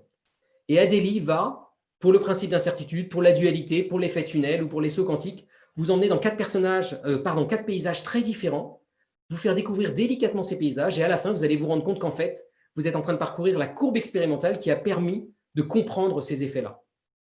Donc, si vous voulez retrouver ce projet dans son intégralité, je vous encourage à aller sur notre site et vous trouverez plein d'autres projets marrants qu'on a fait ces derniers temps justement sur la physique quantique et sur plein d'autres sujets de la quantique et de la physique. Qu'est-ce que j'ai d'autre à vous raconter? C'est déjà pas mal. Hein. Je vais finir avec le petit instant auto-promo. Je reviens dans ma bibliothèque et j'ai écrit un bouquin. Alors, c'est l'occasion d'en parler parce que toutes les librairies sont fermées. Donc, si vous pouvez soutenir les librairies indépendantes en achetant mon bouquin ou d'autres, allez-y. C'est un livre justement que j'ai voulu écrire en travaillant avec des tas d'illustrateurs et d'illustratrices incroyables et en essayant d'imaginer ensemble, tiens, ça serait quoi la bonne image à donner aux gens pour qu'ils comprennent tel et tel concept de quantique. Et donc, on fait tous les concepts de quantique qu'on emmène jusqu'aux recherches récentes, sans équation, là encore, pour essayer de faire sentir aux gens avec les bons visuels ce qu'est la physique quantique et sans qu'ils soient effrayés en se disant on ne va rien y comprendre. Et puis à la fin, on va sur des sujets plus exotiques, plus inattendus, mais qui, moi, me fascinent. Et je vous dis, par exemple, à la fin du bouquin, j'essaie de vous expliquer pourquoi le rouge-gorge est quantique. Donc, si vous avez envie de trouver pourquoi le rouge-gorge est quantique, eh ben, je vous encourage à acheter ce livre-là. Et si vous n'avez pas envie, essayez d'acheter d'autres livres. C'est le bon moment de bouquiner et de soutenir le librairie indépendante si possible. Voilà, je vous remercie tous et toutes pour votre attention et je suis là pour répondre à vos questions. Voilà Julien, alors merci, la conférence est absolument fantastique, on a des réactions dans tous les sens, toujours les sens sont toujours très positifs, tu as énormément de remerciements, de félicitations, les gens sont subjugués par tout ce que tu as expliqué, les moyens que tu as mis en avant. Alors, bon, on va pas à mon avis aborder toutes les questions parce qu'il y en a, je pense, vraiment trop, je vais essayer, je les ai notées du mieux que j'ai pu. Alors, je les prends un petit peu dans l'ordre. Il y a une question sur le problème de réduction du paquet d'ondes. Est-ce que finalement ce comportement un peu bizarre ne serait pas lié à la taille de l'outil de mesure qui est bien plus grand que l'objet de mesure? Si, exactement. En fait, on s'est posé plein de questions là-dessus. Il y en a qui pensaient que c'était la conscience humaine, qu'il y avait un truc mystérieux là-dedans et autres. En gros, l'essentiel de ce qui se joue, c'est que le petit objet tout délicat, le petit atome que vous voulez mesurer, pour le mesurer, vous avez besoin d'un gros truc à un moment donné pour ramener ça à votre échelle à vous. Donc, il vous faut quelque part, je ne sais pas, un oscilloscope, une boîte quantique, un laser, quelque chose pour le mesurer.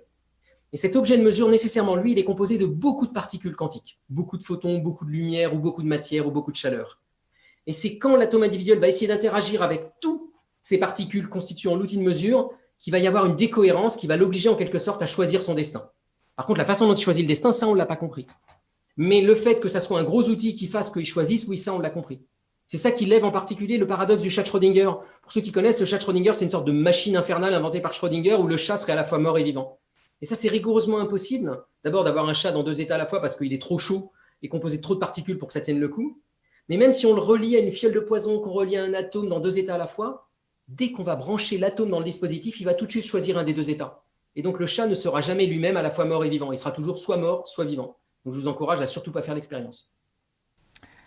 Alors, on a une question un peu subtile. Donc, un monsieur qui nous dit, attends, juste que je retrouve la question ici. Alors, est-ce que la réduction du paquet d'ondes, finalement, est liée au fait qu'on ait un seul observateur? Qu'est-ce qui se passe s'il y en a plusieurs?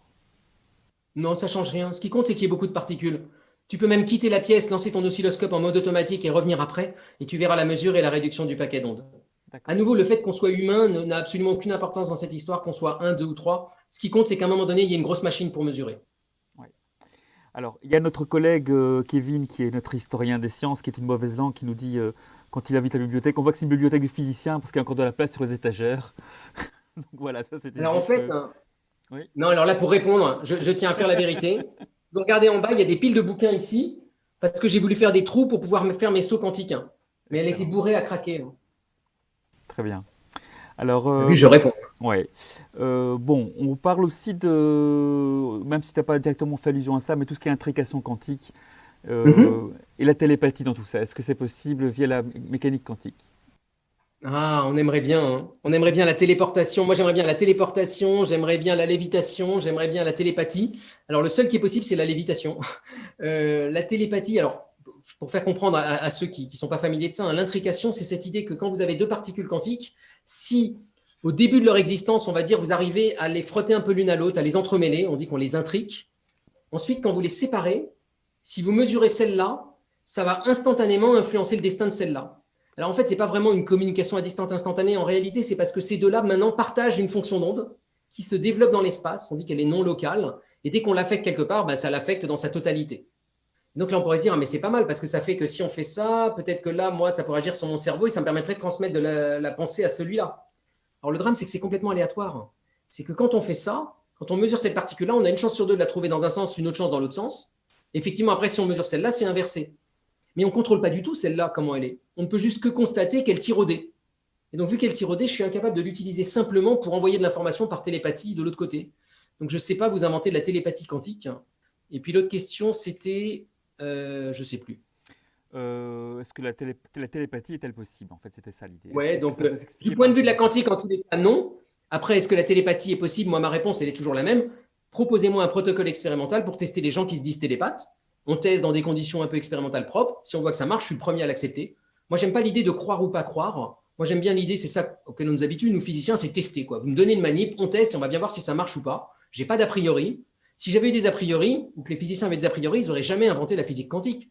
Hein, les a priori, c'est qu'un truc ne peut pas être dans 2 états à la fois. Le physicien, il dit, on teste. Ah bah ouais, tiens, il peut être dans 2 états à la fois. Ok, alors est-ce qu'on peut parler de vitesse d'un saut quantique? Ah, pas trop. Le saut quantique est quasiment instantané. Alors après, il y a ces travaux récents, à nouveau de Michel Devoret et compagnie, qui ont l'air de montrer qu'on peut voir en quelque sorte l'amorce, c'est-à-dire quand il sent qu'il va essayer de sauter. Et ça, on peut le deviner un peu à l'avance avec des circuits astucieux de supraconducteurs, là encore. Mais le moment du saut lui-même, il y a eu plein d'articles se posant la question, est-ce que ça dure un certain temps ou est-ce que c'est instantané?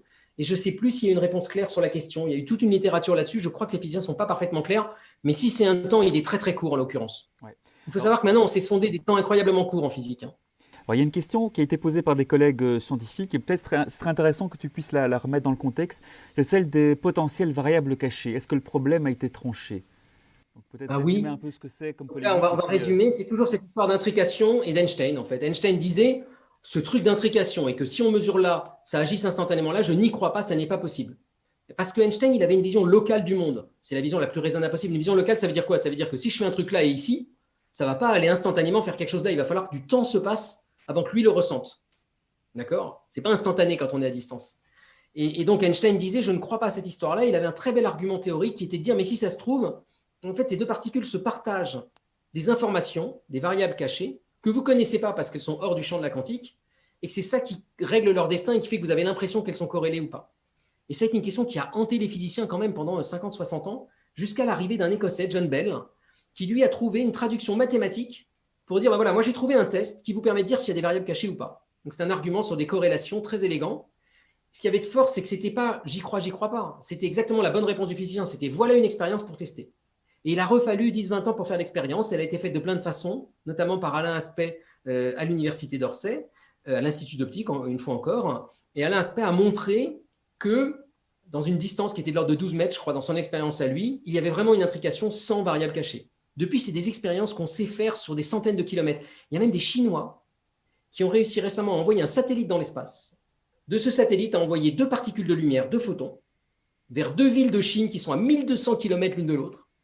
On a réussi à les détecter et à voir qu'ils étaient intriqués. Autrement dit, on est capable de faire l'intrication à 1000 km de distance. Donc, la réponse, c'est notre univers n'est pas local. Einstein se trompait de ce point de vue-là. Il n'y a pas de variable cachée. Dans la même continuité, donc si l'exemple que tu viens de citer avec l'intrication quantique, comment on interprète ça par rapport à la vitesse limitée de la lumière Ah oui, voilà, on pourrait se dire, mais il y a un truc bizarre parce qu'on nous a toujours appris, les physiciens, on leur apprend un truc qui est le même Einstein, il a tout fait Einstein, qui est la théorie de la relativité restreinte, qui est que rien ne va plus vite que la vitesse de la lumière. Donc rien n'est instantané, vu qu'il faut toujours qu'au moins ça prenne le temps que prendrait la lumière. Et donc là, on se dit, mais si on fait ça, on viole la vitesse de la lumière. Alors non. On ne viole pas la vitesse de la lumière, on viole la localité de l'espace. Et ça, Einstein l'avait compris d'ailleurs. On violerait la vitesse de la lumière si on était capable avec ça de se transmettre de l'information. Si j'étais capable là d'envoyer des 0 et des 1 là, plus vite que la vitesse de la lumière. Mais à nouveau, vu que le processus est complètement aléatoire, et que c'est seulement après coup, quand j'appelle la personne qui est à l'autre bout, et que je lui dis, mais qu'est-ce que tu as mesuré toi, qu'on voit qu'il y a des corrélations. Et donc, on ne viole à aucun moment la vitesse de la lumière. La vitesse de la lumière reste ce qui va le plus vite au monde, 300 000 km par seconde, et on ne peut pas aller plus vite que ça. Par contre, il faut abandonner cette idée que l'espace est local et qu'à un endroit, il se passe une chose et qu'elle n'a aucun effet ailleurs. Ouais. Alors, il y a une question qui… Alors, attends, je me permets juste de rajouter un truc, Francesco, parce que c'est un peu l'actualité dans les réseaux sociaux où on a entendu des philosophes, un philosophe en particulier récemment, dire absolument tout et n'importe quoi là-dessus. C'est-à-dire utiliser l'intrication et l'extrapoler pour dire qu'en gros, ça expliquerait le réchauffement climatique. Je vous le fais vite, mais voilà. Et en partant dans des élucubrations que tout l'espace était intriqué, que notre conscience pouvait être intriquée avec l'univers, etc. Il faut être très prudent quand on va emmener la physique quantique en dehors du labo de physique quantique et lui faire dire n'importe quoi. Cette manie d'intrication, elle marche. Elle a été testée avec 2 particules. Dès que vous mettez d'autres particules sur le trajet, dès que vous faites ça avec des objets plus gros, ça se casse la figure très vite. Toujours pour les mêmes arguments de décohérence. C'est des choses extrêmement fragiles. Et donc d'imaginer que toutes les particules de l'univers, ma conscience, etc., sont intriquées à des années-lumière les unes des autres n'a aucun sens scientifique. L'intrication, si elle tient déjà sur une dizaine de mètres, on est très chanceux. Et il faut la protéger et la mettre dans de l'ultra-vide ou de façon très très contrôlée pour y arriver. Et donc j'insiste, il ne faut pas essayer d'emmener à notre échelle des concepts de physique quantique. On parlait de télépathie avant, on parle d'intrication maintenant, parce qu'après on va vers le champ des pseudosciences et on peut faire dire tout et n'importe quoi à la physique quantique.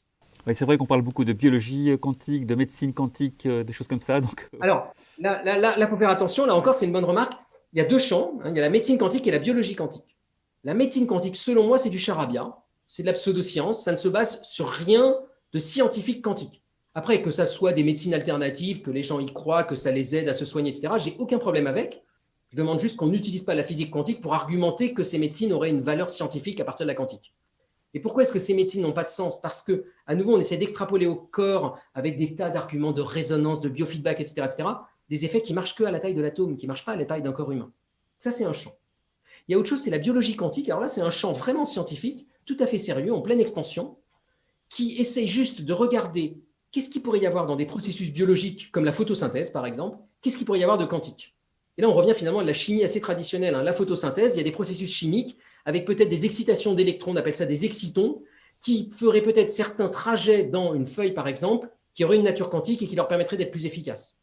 Et là, ce qu'on est juste en train de dire, en gros, c'est que derrière la biologie se cache la chimie, et que la chimie, elle se base sur des principes quantiques qui peuvent exister à petite taille, mais pas à grande échelle. Et ça, c'est le champ de la biologie quantique qui est parfaitement respectable. Alors, il y avait une série de questions sur la supraconductivité. Est-ce que la supra permettrait de stocker de l'énergie inutilisée de façon indéfinie? Ah oui. Ouais, c'est une très bonne remarque. Imaginez que vous preniez l'anneau que je vous ai montré et que vous mettiez du courant dedans, les petits électrons qui tournent. Et bien, si j'enlève la prise, le courant reste littéralement jusqu'à la fin des temps. On n'a plus de dissipation, on a un mouvement perpétuel. Donc, vous avez stocké de façon parfaite votre courant. Et si vous voulez le récupérer, ben, vous rebranchez dessus. Et voilà. C'est ce qui se passe dans une IRM, hein, par exemple. Une IRM, c'est du courant sur lui-même qu'on n'alimente plus au bout d'un moment et qui reste sur lui-même comme ça. Moi, j'étais dans un laboratoire où il y avait un champ magnétique comme ça. Il avait été mis en froid avec du courant en 1989, je crois. Et moi, quand je suis parti du laboratoire, le champ avait descendu de moins d'un milliardième, mais on ne l'avait jamais rebranché. Le courant circulait dedans indéfiniment. Donc, c'est un truc parfait pour stocker l'énergie. Le drame de ça, c'est que ça coûte cher parce qu'il faut le refroidir. Si par contre, on arrivait à trouver des supraconducteurs à température ambiante, ça serait des formidables systèmes pour stocker l'énergie. Donc, on sait stocker l'énergie avec des supraconducteurs, c'est juste que ce n'est pas rentable. Ouais, alors, autre question liée à la supra, est-ce que la supraconductivité n'est-elle pas auto-limitée par le champ électrique?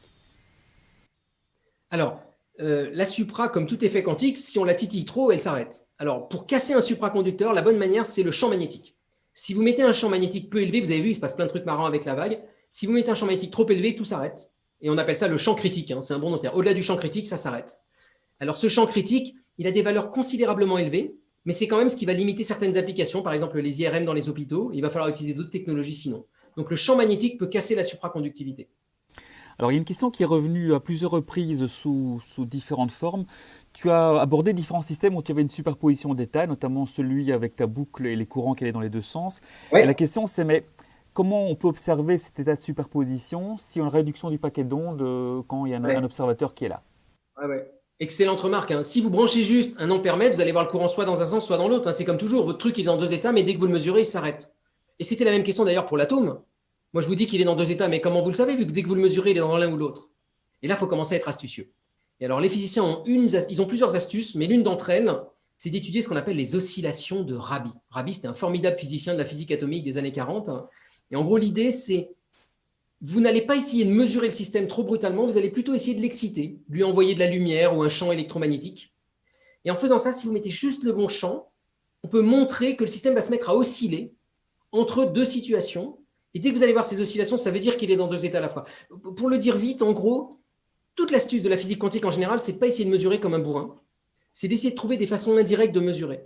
Par exemple, pour mesurer la dualité, pour mesurer l'onde, on ne va pas essayer de la mesurer parce qu'elle se réduit, on va plutôt la faire interférer, on va la faire passer par deux chemins différents, la faire se remélanger avec elle-même, et là on va voir soudain des signatures apparaître, des interférences, qui nous montrent que c'était bien une onde. Donc c'est un peu Sherlock Holmes, hein, être physicien, c'est-à-dire que vous arrivez après coup sur la scène du crime, et vous essayez de reconstituer ce qui s'est passé, mais vous n'aviez pas le droit d'être là pendant le crime. Et donc nous, on va essayer de construire des scènes de crime un peu astucieuses, pour remonter le temps et deviner ce qui s'est passé avant. Donc on ne voit jamais directement la superposition de l'état, mais on voit sa signature indirectement. Ouais. Alors, il y avait une question, bon, est-il possible d'avoir une représentation, un dessin du champ magnétique quantique du circuit supraconducteur? Alors, je ne sais pas Alors si... le champ magnétique, il n'est pas du tout quantique, il est Ah oui, complètement débile. Hein. exactement. Juste, vous prenez la boucle comme ça, et le champ, il passe dedans, et il fait comme ça autour, comme des lignes de champ du champ de la Terre, en fait. Et c'est juste ça, et quand je l'augmente, bah, ça augmente. C'est vraiment débile. Hein. Là, il n'y a rien de quantique, c'est de la physique du 18e, 19e siècle, en gros. Ouais. Alors, il y avait une question autour de l'ordinateur quantique. On dit, voilà, la vitesse des calculs devient beaucoup plus élevée, mais du coup, il y a aussi beaucoup plus d'erreurs. C'est vrai ou pas, ça? Alors, en fait, on ne peut même pas comparer, c'est-à-dire que ça ne fait pas les mêmes genres de calculs. Hein. Ça fait des calculs d'un certain style. Et dans ces calculs, effectivement, c'est même pas que la vitesse est plus élevée, c'est qu'on peut faire des calculs qu'on n'aurait tout simplement pas pu faire sur un ordinateur normal parce qu'on a des gains exponentiels en vitesse, d'accord? Donc la vitesse est incroyablement plus élevée, mais en effet, dès qu'on veut mener un calcul un peu intéressant, on n'y arrive pas. Je vous donne un exemple. L'ordinateur quantique, c'est formidablement bien factorisé en nombre premier. Vous savez, quand vous avez un nombre et vous voulez savoir qu'est-ce qui le multiplie, et donc ça, il sait le faire incroyablement bien qu'un ordinateur normal ne sait pas le faire. Et d'ailleurs, c'est pour ça que tous nos codes secrets de carte bleue, de bancaire, etc., et de cryptographie Internet ou autre, sont basés sur la factorisation au nombre premier parce qu'on sait que les ordinateurs ne savent pas résoudre ce problème-là. Donc on est assez tranquille. Si on avait un ordinateur quantique, il serait factorisé en nombre premier. Donc, calcul incroyablement plus puissant. Le problème, c'est que le meilleur ordinateur au monde, il sait en gros factoriser 15 en disant que c'est 5 fois 3. Et il ne sait pas faire beaucoup mieux. Donc, pour l'instant, ça ne sert à rien parce qu'il n'y a pas la puissance derrière. Et on pourrait se dire, bah, on n'a qu'à augmenter la puissance de calcul de l'ordinateur. Le drame, c'est que quand on l'augmente, ça va dans l'autre sens créer plus d'erreurs et limiter son temps de calcul et limiter sa qualité de calcul. Donc, on a une espèce de boucle vicieuse qui fait qu'on ne sait pas bien s'en sortir pour l'instant. Alors, autre question dans le même domaine, si on compare le résultat de deux ordinateurs quantiques, est-ce qu'on a la même réponse, en fait? Ah ouais, c'est une bonne remarque. Hein. Alors, je reprends mon petit truc là. Donc, vous avez vu que ça, la plupart du temps, je vais… Ah non, c'est l'autre. Je ne sais plus lequel c'est. Mais bref, en l'occurrence, quand vous allez… Alors, bon. je reprends, excusez-moi. Vous avez une superposition de plein d'états. Et quand vous allez faire votre calcul quantique, vous allez essayer de faire pousser un état qui est la solution que vous cherchez par rapport aux autres. Par exemple, un trajet du voyageur par rapport aux autres trajets. Et donc, la fonction d'onde va pousser, et elle va pousser. Et quand elle est suffisamment grande, vous mesurez et vous êtes presque sûr de trouver là où ça a poussé. Mais il y a toujours une petite chance que ça trouve autre chose. Donc, même un calcul qui marche bien, il va marcher à 95% des cas, mais à 5%, ça peut rater. Donc, quand vous comparez deux ordinateurs quantiques, il est possible que vous ayez une erreur qui vous plante votre calcul. Si les deux ordinateurs font bien le calcul, oui, évidemment, ils vont trouver la même chose. Ok. Alors, il y a une question qui vient de tomber là à l'instant, c'est tu parles d'un courant électrique qui pourrait circuler durant un temps infini dans une boucle, mais quid de la différence de potentiel là-dedans elle vient d'où en fait, si le courant circule? Ah, il n'y en a pas. En fait, il y a une loi qui est la loi d'Ohm qui dit que la tension, c'est la résistance fois l'intensité. U égale RI. D'accord? Donc, dès qu'il y a un courant, normalement, il y a une tension. Sauf que là, je vous le rappelle, la résistance est nulle. R égale 0. Donc, vous pouvez avoir du courant sans chute de tension. C'est assez incroyable, hein? Ouais, c'est assez dingue. Alors, aussi une question. Attends, hein. Papapam, je reviens ici. Je suis un petit peu perdu. Oui, est-ce que l'ordinateur quantique sonne-t-il le glas selon toi de la cryptographie? Ah non, non, parce que ça y est, le problème est déjà résolu ou presque. Donc évidemment, ça a fait flipper les banques, hein, vous imaginez, et puis tous les États et les services secrets. Parce que celui qui avait l'ordinateur quantique, soudain, pouvait casser tous les codes secrets dans le monde. En réalité, depuis, les mathématiciens notamment se sont penchés sur la question, les informaticiens aussi, les physiciens, et ils ont déjà trouvé des nouveaux algorithmes qui s'appellent les algorithmes post-quantiques, et qui en gros mélangent de la quantique et de la pas quantique pour que ça soit plus cassable par un ordinateur quantique. Donc on a déjà trouvé des solutions formelles, je crois, en mathématiques, pour inventer des nouvelles façons de crypter un code sans utiliser seulement la factorisation au nombre premier, de sorte qu'un ordinateur quantique n'arrivera pas tout seul à casser le code. Donc, ils sont prêts, en gros, si par hasard, il y avait des progrès incroyables dans les années à venir, et que soudain, on commence à arriver à faire des ordinateurs quantiques qui factorisent en nombre premier, et bien là, je pense que tous les systèmes bancaires du monde et les systèmes de sécurité du monde changeraient les clés de cryptage pour changer la façon de crypter. Et on ne ferait plus que ça avec la factorisation en nombre premier. On utiliserait d'autres techniques, mais elles existent du point de vue mathématique. Alors, on arrive tout doucement à la fin de la série de questions. Il y en a une qui revient régulièrement, c'est finalement quand on décrit tout cet univers quantique, on parle tout le temps d'ondes, de phénomènes à distance, des choses comme ça. Est-ce qu'il est encore pertinent de considérer les particules comme des objets finalement? Ah, alors c'est même pire quand on va vers l'électrodynamique quantique, on va tout considérer sous forme de champ, Voilà, c'est à effectivement. ça qu'on faisait allusion, on Euh, parlait des champs ici. Oui. c'est compliqué. À la fin, quand même, quand on va le mesurer, l'électron, ça va être une particule, ou le proton, par exemple, ou l'atome, hein, il a une masse, il occupe un certain volume dans l'espace. Donc, si vous définissez un objet comme un truc qui occupe un certain volume dans l'espace avec une certaine masse, ben, par exemple ça, bah oui, de ce point de vue-là, quand même, la plupart des particules quantiques sont des objets quand on les mesure. Maintenant, c'est clair que ça ne suffit pas pour les décrire. Elles ont un comportement un peu plus ambigu, qu'on peut décrire sous forme de champ, sous forme de fonction d'onde, etc., etc. Et donc, il faut revisiter notre façon de décrire ces particules, mais quand ça nous arrange, et dans la plupart des cas pratiques, on va dire que c'est juste des particules et ça va très bien marcher. Donc, on va dire que les particules, c'est une approximation de la vision du monde qui ne suffit pas à certaines échelles, qui à notre échelle, à nous, dans la vie de tous les jours, marche très bien. D'accord. Est-ce que tu pourrais également, je pense qu'on va terminer par là, il y a toujours des questions qui arrivent, mais on va essayer de boucler, redonner les références de la BD qui a connu beaucoup de succès, en tout cas parmi nos Ah, internautes. les paysages quantiques. Oui, c'est ça. Alors en fait, le truc le plus simple, c'est que vous alliez sur ce site web, qui est mon site web hein, de l'équipe, et vous allez voir tous nos projets. Et le premier qui va sortir ce soir, ça va être Paysage quantique, parce que je viens de le mettre en ligne. Mais en tous les cas, ça s'appelle Paysage quantique. Et alors, je vous recommande de regarder les vidéos, parce qu'en plus, il y a une très jolie musique, et vous vous laissez porter par une sorte de poésie qui vous emmène doucement vers une courbe scientifique. Le challenge, c'était ça, c'était arriver à faire un voyage aux gens pour qu'ils savourent une courbe scientifique, qui est normalement le truc qui fait le plus peur aux néophytes qui n'ont pas fait de physique depuis la seconde ou la première, et de leur montrer la beauté qui se cache derrière une courbe scientifique. Allez, une toute dernière question, là on va quitter un peu le domaine de la quantique, elle est tombée il y a quelques minutes. Bon, on sait que le Graal des physiciens, c'est la connexion entre la gravitation et la physique quantique. Tu as un avis là-dessus? Tu penses qu'on va y arriver un jour ou ces deux domaines sont complètement différents? Non, je n'ai aucun avis là-dessus. Je ne suis pas du tout expert de cette question et je crois que dans la vie, il faut dire quand on ne sait pas. Donc, je ne sais pas. Je ne suis pas compétent. Je peux juste donner, si on prend un peu de recul, je peux juste donner un avis sur la question de la vulgarisation de la quantique. Ouais. Je trouve que cette question-là, elle est un peu surmédiatisée pour plein de bonnes raisons et pour plein de moins bonnes raisons aussi. C'est-à-dire que, voilà, la théorie des cordes, les multivers, les trucs comme ça, on adore brasser ces idées-là. Elles sont très séduisantes, elles sont très belles. j'ai l'impression qu'elles sont un peu surmédiatisées. On a l'impression que c'est le grand mystère de la physique contemporaine. Tout ce que j'ai essayé de vous montrer dans cette conférence, à travers mes 4 pièces, à travers tous mes objets, toutes mes boîtes, etc., c'était plein d'exemples de sujets scientifiques qui, à mon avis, sont tout aussi séduisants, importants, profonds que cette question-là. Je ne dis pas que ce n'est pas une question importante, je dis qu'il ne faut pas se focaliser que sur cette question-là. Par exemple, la question de comprendre un simple solide, c'est une question quantique tout aussi complexe, problème à n-corps, forte corrélation, etc., peut-être moins médiatique, mais qui, à mon avis, à l'échelle de l'humanité, est tout aussi importante. Également en termes d'application, les cellules photovoltaïques, l'énergie nucléaire, le stockage d'énergie, tous ces trucs-là se basent sur de la physique quantique. Et donc, je ne dis pas que la physique quantique va résoudre les problèmes d'énergie, loin s'en faut, mais elle va participer en tous les cas à permettre de les affronter.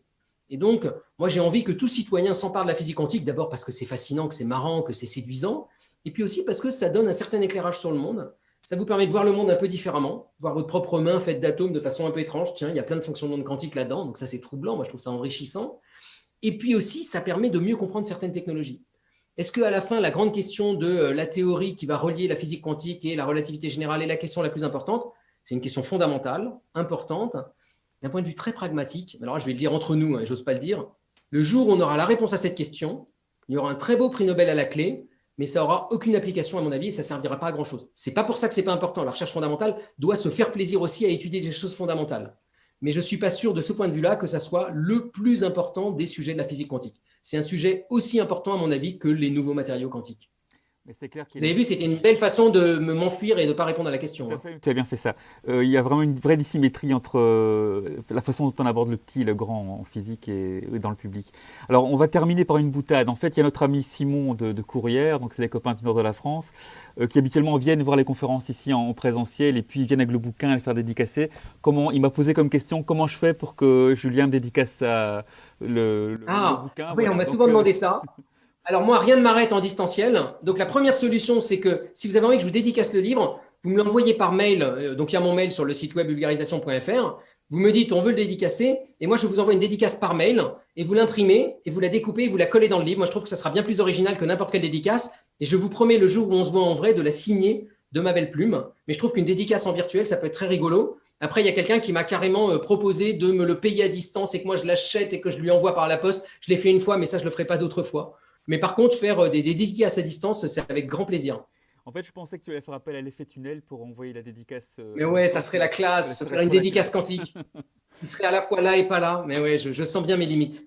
Voilà. En tout cas, Julien, je tiens à te remercier pour cette conférence vraiment absolument fantastique. Tout le monde est vraiment enchanté. Donc j'espère qu'on pourra à nouveau t'accueillir sur notre chaîne YouTube. Je pense que tu nous as mis l'eau à la bouche pour toutes ces questions. Donc je rassure en tout cas le public, cette conférence, elle va rester disponible jusqu'à la fin des temps, jusqu'à ce que les serveurs en tout cas fonctionnent. Grand merci, à bientôt, faites de beaux rêves et vive la science et la curiosité. Merci beaucoup Julien. Bonne soirée à toutes et à tous. Merci Francesco. Salut. Au revoir.